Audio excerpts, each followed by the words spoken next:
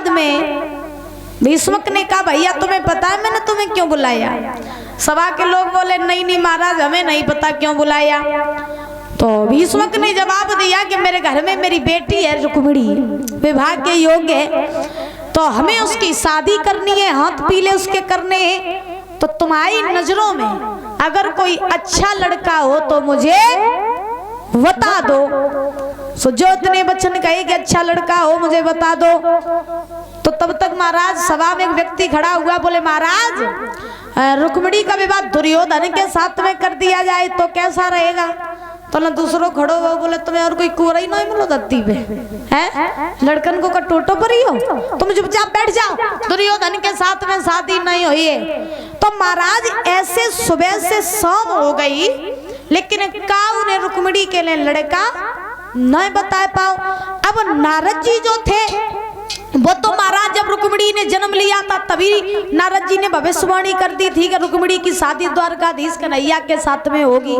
तो उसी समय इधर महाराज अब भीष्मक तो चाहते हैं कि कोई जग कह देवे कि रुक्मिणी की शादी कन्हैया के संग में कर दे। अब भीष्मक अपने मुंह से तो कुछ बोल नहीं सकत, क्योंकि पहले के राजा महाराजा जो होते थे ना वो महाराज सभी लोगों की सलाह लेकर के लड़कियों की शादी करते थे। और आजकल खैर विचित्र जमाना है तो सभी जानते हो ब्याह कैसे हो रहे हैं। हाँ तो आज ध्यान रखना कि सुबह से शाम हो गई लेकिन किसी ने भी रुक्मिणी के लिए लड़का नहीं बता पाया।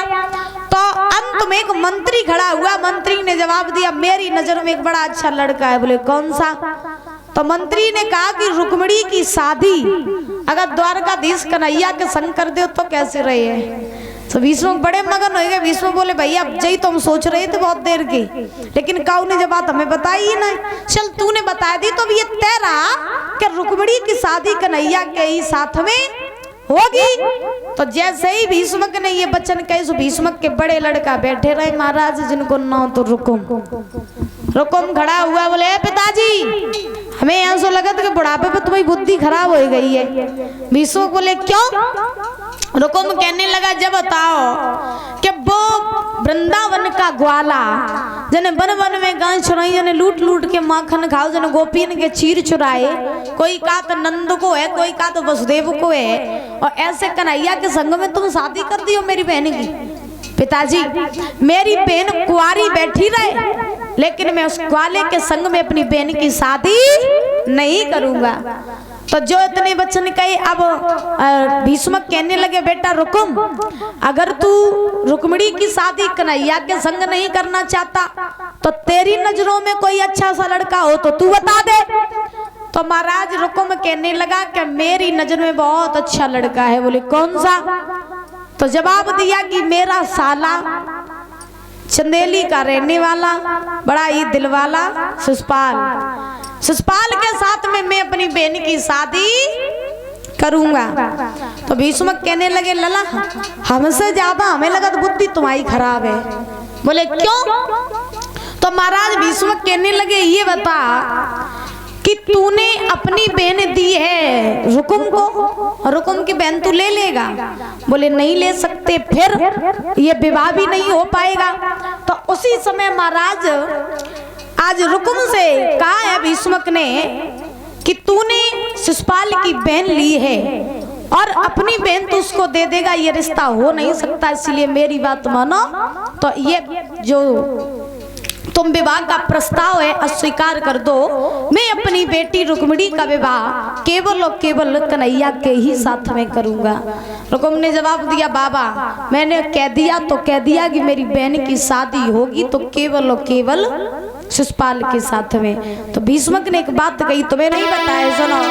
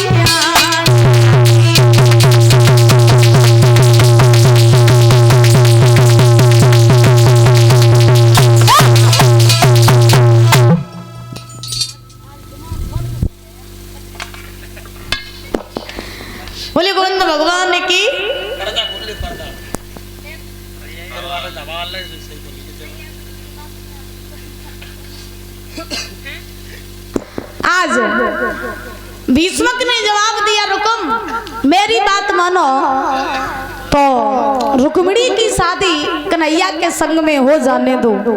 तुम रुक्मिणी की शादी अपने साले शिशुपाल के साथ में मत करो। रुकुम ने जवाब दिया, देखो बाबा मैंने ठान लिया तो ठान लिया कि मेरी बहन की शादी केवल और केवल शिशुपाल के साथ में ही होगी। तो महाराज कहा जाता है ना, जब बच्चे बड़े हो जाते हैं तो ध्यान रखना, जब तक बच्चे आपकी बात मान रहे हैं तब तक तो आप बात मनवाना, और अगर बच्चे आपकी बात मानना छोड़ दें तो उनसे कभी भी उन्हें आदेश नहीं देना, क्योंकि फिर क्या हुआ कि फिर उल्टो तुम्हें ही समझाने लगे है परिचित महाराज। कहा जाता है ना, आज की दुनिया में महाराज, आज की दुनिया में रीत ऐसी है कि आजकल बच्चे माँ बाप से नहीं डर रहे बल्कि माँ बाप बच्चों से डर रहे हैं। तो आज ध्यान रखना कि रुकुम ने जवाब दिया, बाबा मैंने ठान लिया कि मेरी बहन की शादी होगी तो केवल और केवल शिशुपाल के साथ में। तो भीष्मक कहने लगे, लला नहीं मान रहे हो तो चले जाओ, अपनी बहन की शादी शिशुपाल के संग में कर दो। तो आज उसी समय महाराज इधर रुकुम जो है वो अपने महल में आया, और महल में आ करके रुकुम ने शिशुपाल के लिए पत्र लिखा। और जब पत्र लिखा तो पत्र में क्या लिखा कि हे साले शिशुपाल, मैं अपनी बहन रुक्मिणी का विवाह तुम्हारे साथ में करना चाहता हूँ, तो जितनी जल्दी हो सके उतनी जल्दी बारात लेकर के तुम कुंदनपुर में आ जाओ। और पत्र लिखा।